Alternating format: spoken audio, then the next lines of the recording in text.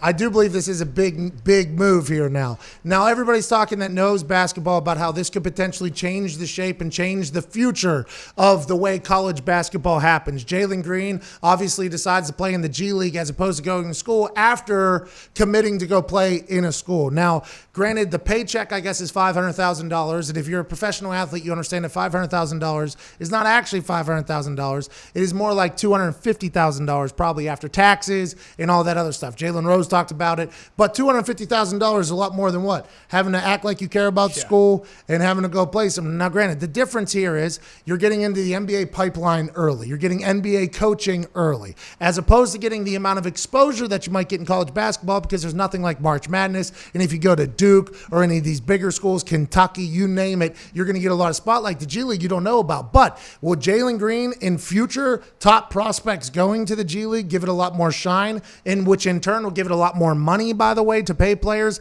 Is the G League going to do what Lonzo Ball and LeVar Ball were trying to do back in the day, which is create a league for these high schoolers instead of going to New Zealand or going to Australia or going to Spain and making money fresh out of high school? If the G League becomes a minor league setup system for the people that will be one and done anyways, I like this move by the NBA. It obviously sucks for the NCAA, but those kids go and get six figures. I'm happy for them fresh out of high school. Yeah, and I originally thought like this might happen for a lot of kids, and then I was listening to Jalen Rose talk this morning, and he said maybe like 5 kids a year this might be good for, but the rest of the kids will still go to college and still do that thing because they aren't at the level that these kids are at that they can go into the G League. Yeah, each year, even back whenever there was no one and done, there was only one guy, 2 guys going. Now, granted, Zion and Ja and all those guys probably could have done it if they want to do it. So what is that, 2-3 guys that could have been able to do it each year?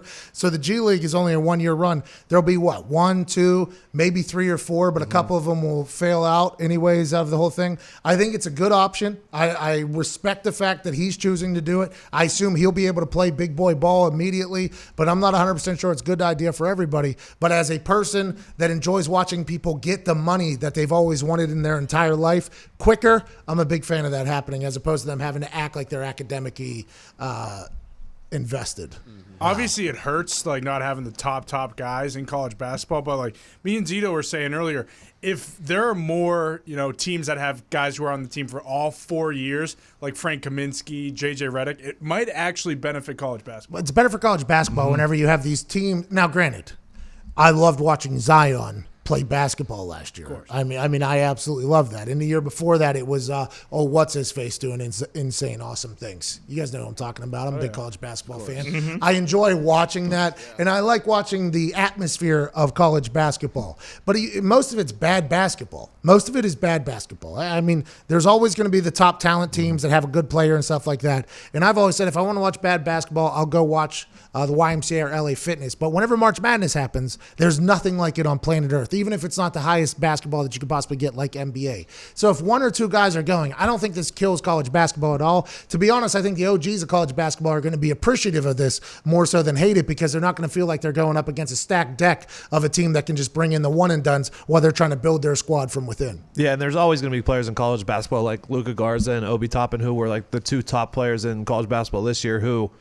did not start as like top recruits and had to work to where they are. So, I mean, college basketball is going to be fine. I agree. Or is it? I mean, they had no March Madness tourney. Oh, yeah, that was tough. What if they can't get stadiums to make any money?